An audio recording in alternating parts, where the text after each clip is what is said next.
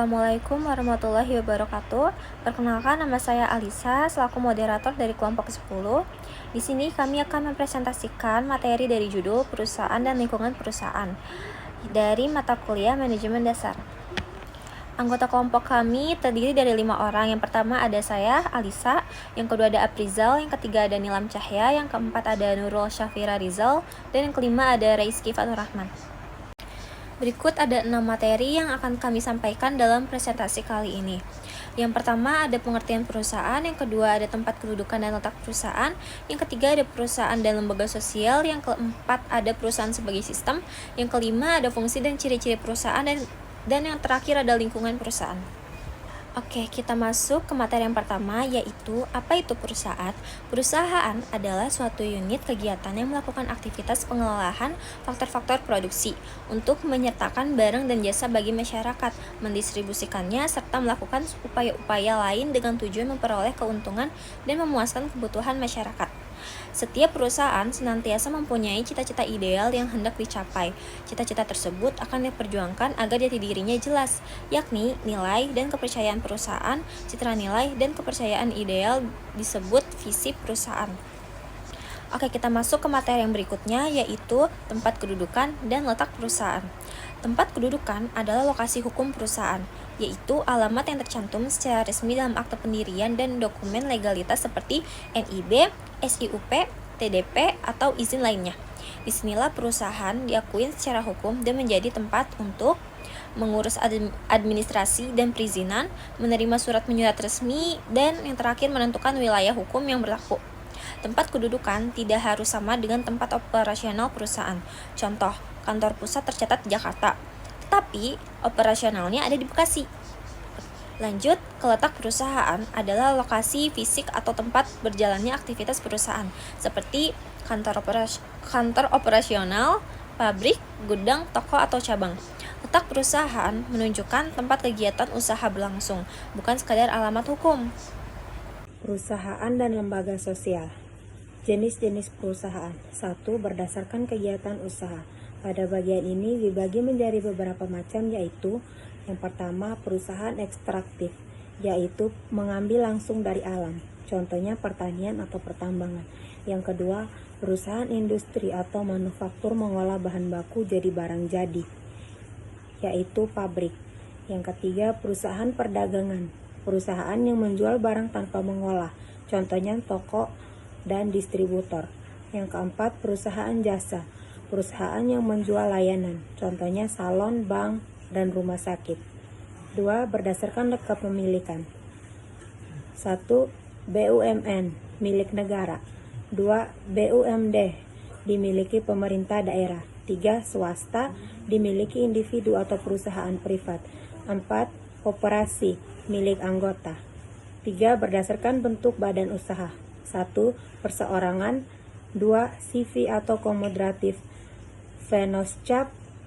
3. Firma atau FA. 4. Perseroan terbatas atau PT. Perusahaan dan lembaga sosial. Lembaga sosial adalah sistem norma atau aturan dalam masyarakat yang mengatur perilaku manusia untuk memenuhi kebutuhan hidupnya. Bentuk-bentuk lembaga sosial. 1. Lembaga keluarga. Fungsinya reproduksi, sosialisasi anak, perlindungan, dan kasih sayang. 2. Lembaga pendidikan. Fungsinya transfer ilmu, membentuk karakter, dan melatih keterampilan. 3. Lembaga agama. Fungsinya mengatur hubungan manusia, Tuhan, dan memberikan nilai moral. 4. Lembaga ekonomi. Fungsinya mengatur kegiatan produksi, distribusi, dan konsumsi. 5. Lembaga politik. Fungsinya mengatur kekuasaan, pemerintahan, dan penegakan hukum. Perbedaan perusahaan dan lembaga sosial. Perusahaan fokus pada profil, sementara lembaga sosial fokus pada kepentingan masyarakat. Persamaan perusahaan dan lembaga sosial.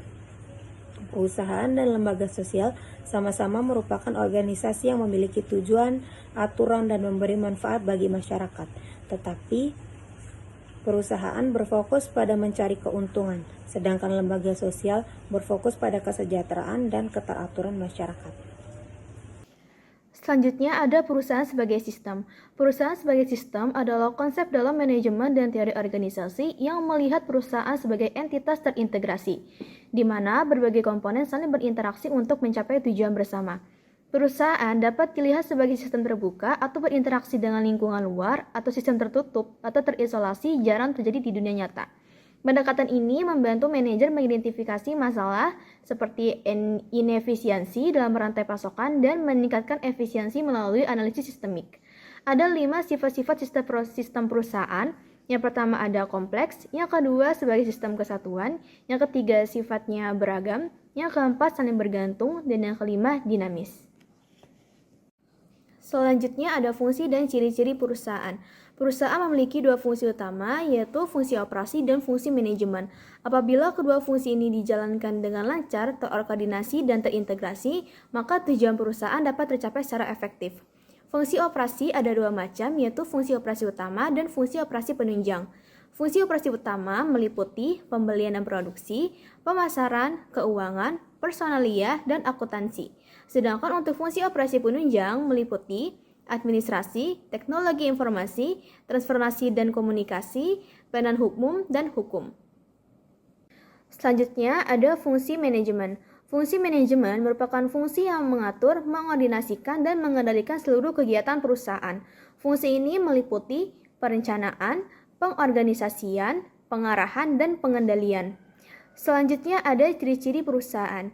Ciri-ciri perusahaan mencerminkan kekhasan yang membuat perusahaan mudah dikendalikan dan dikelola. Secara umum, ciri-ciri perusahaan meliputi operatif, koordinatif, reguler, dinamis, formal, lokasi, dan pelayanan bersyarat. Untuk yang selanjutnya yaitu lingkungan perusahaan. Lingkungan perusahaan adalah seluruh faktor, kondisi, dan elemen di dalam maupun di luar perusahaan yang dapat mempengaruhi kegiatan operasional, pengambilan keputusan, dan pencapaian tujuan perusahaan. Lingkungan perusahaan biasanya dibagi menjadi 2 bagian. Yang pertama lingkungan internal, yaitu faktor-faktor yang berasal dari dalam perusahaan dan dapat dikendalikan, seperti struktur organisasi, sumber daya manusia, sumber daya perusahaan, teknologi dan fasilitas, keuangan perusahaan. Yang kedua yaitu lingkungan eksternal, yaitu faktor-faktor dari luar perusahaan yang sulit atau tidak dapat dikendalikan. Seperti yang pertama kondisi ekonomi, persaingan pasar, regulasi pemerintah, perkembangan teknologi, sosial dan budaya masyarakat, serta lingkungan dan alam. Kesimpulannya, perusahaan merupakan suatu sistem terpadu yang menjalankan kegiatan produksi dan distribusi barang maupun jasa dengan tujuan tidak hanya memperoleh laba, tetapi juga memenuhi kebutuhan masyarakat serta menjalankan tanggung jawab sosial. Perusahaan memiliki visi dan misi sebagai pedoman arah dan kegiatan usaha, didukung oleh